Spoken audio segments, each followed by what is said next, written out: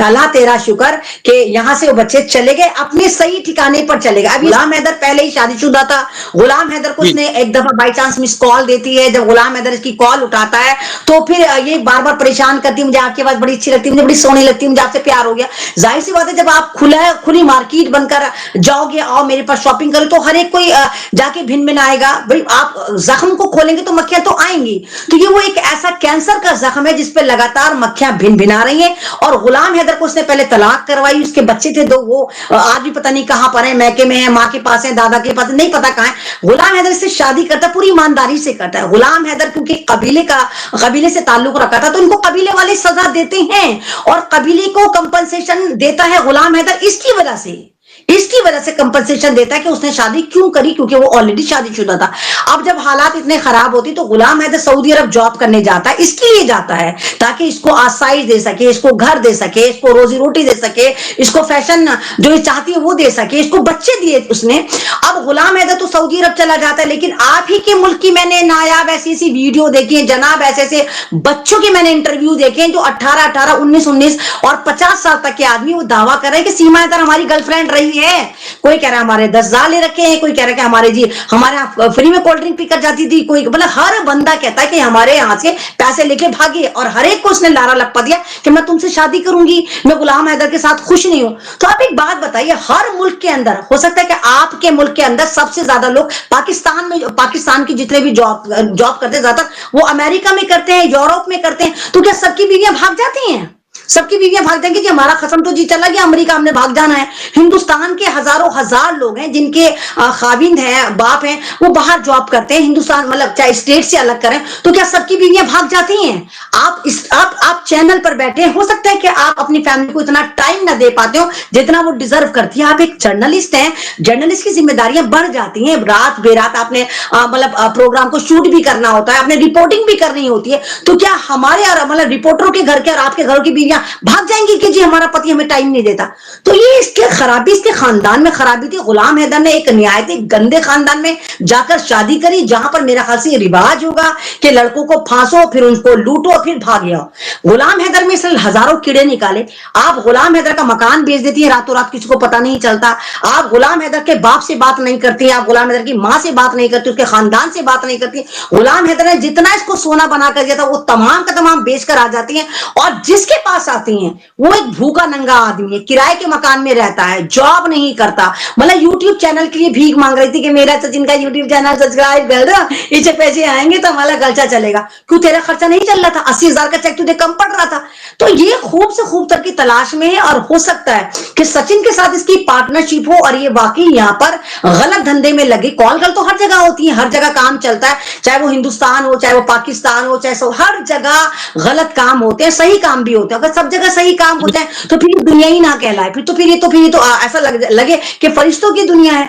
तो हर जगह 19-20 का मामला होता है। तो ये एक ऐसी औरत है जो वाकई पैदाइशी कहिए कि इसने गलत काम होते देखे, और कहीं ना कहीं एक ऐसी फैमिली से बिलोंग करती है कि जहां पर मेरा ख्याल से औरतें गलत काम ही करती है। तेरे मेरे शोहरों को हथियाती फिरती हैं, उनको फांसती फिरती है, लेकिन ये सबसे ज्यादा आउट हो गई। इसने ऐसा चौका मारा कि इसने मुल्क की सरहद ही क्रॉस कर डाली, इसने तो मुल्क ही छोड़ डाला।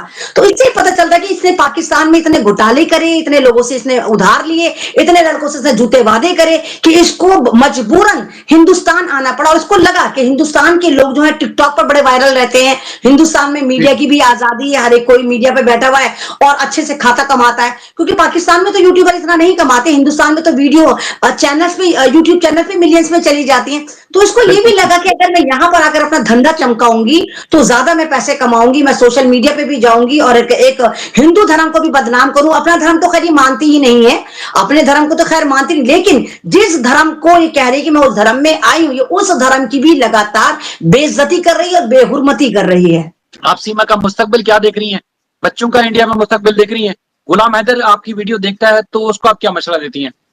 देखिए, गुलाम हैदर से मेरी बात हुई है, कई बार मेरी बात हुई है और मैंने गुलाम हैदर से बोला कि कभी इंडिया आना हो तो तुम मेरे मेहमान बनोगे, और मैंने ये भी कहा था कि अगर कभी लीगल टीम चाहिए होगी तो लीगल टीम भी मैं प्रोवाइड करूंगी अगर कभी तुम आओगे। गुलाम हैदर के पहले वकील थे रोशन साहब, सुप्रीम कोर्ट के वकील थे आपके मुल्क के, तो उनसे भी मेरी बातचीत हुई कई बार। और गुलाम हैदर तो खैर अल्लाह पर यकीन रख रहा है, एक बाप है और बाप को कभी मायूस नहीं होना चाहिए, क्योंकि बाप जब बद्दुआ देता है तो अर्श फट जाता है और बाप की बद्दुआ जरूर कबूल होती है। बाप अपने बच्चों के लिए लगातार संघर्ष कर रहा है, पूरा इंडिया उसके साथ है और हमें उम्मीद है कि इंशाल्लाह अनकरीब गुलाम हैदर के बच्चे गुलाम हैदर के पास वापस जाने चाहिए। और मैं यही कहूंगी कि आपके मुल्क की जितनी बड़ी एनजीओज हैं और इंडिया की जितनी बड़ी एनजीओज हैं उनको आगे आना चाहिए, और कम से कम इन 4 बच्चों को रेस्क्यू कराकर अच्छे स्कूल में इनको एडमिट करा देना चाहिए, क्योंकि सीमा हैदर को बच्चों से कोई मतलब नहीं। एक तो ये मान लेते चलो आप अपने शौहर से परेशान थी, आप अपने मुल्क से भी परेशान थे, आप अपने रिवायत से भी परेशान थी, तो आप इंडिया में आए और आपने यहाँ पर आकर अपना एक फ्यूचर तलाशा। लेकिन आप ऐसे नहीं है, आपने तो एक मर्द तलाशा, एक बच्चा तलाशा, वो बच्चा तलाशा जो चूसा हुआ आम था, उसके पीछे आपने 4 जिंदगियां, हंसी खेलती मासूम जिंदगियां, आपने उनका बचपन नोच लिया, आपने उनका कल्चर नोच लिया, आपने उनके रिश्ते छीन लिए। वो किससे बात करते होंगे जरा बताइए शाहिद साहब, वो किससे बात करते होंगे? वो उनको मतलब कहा किससे बात करते होंगे? वो तो मेरे ख्याल से बावलों की तरह इधर उधर सर खुजाते फिरते होंगे। 2-3 बार मैंने उन वीडियो में बच्चों को देखा, निहायत ही गंदे और गलीस रहते हैं ना, उनके पास पहनने के लिए अच्छे कपड़े हैं, सर उनके ऐसे अगर कंघी करी जाए तो सौ उनके सरों में, उन बच्चियों के सरों में जुएं निकल कर आएंगी, क्योंकि इसको रंगीली को अपने रसियाओं से फुर्सत नहीं मिलती है, इसको अपने मुजरों से फुर्सत नहीं मिलती, तो उनकी तरफ बाद में ध्यान दे। जिस मकान में ये रहती है वो इतना सीलन ज़दा है, इतनी वहां पर नमी है, इतना वहां पर, वहां पे तो खुद ऑलरेडी हटा कटा मुस्टंडा बंदा जाकर बीमार हो जाए, तो ये कैसे बीमार होती होंगे?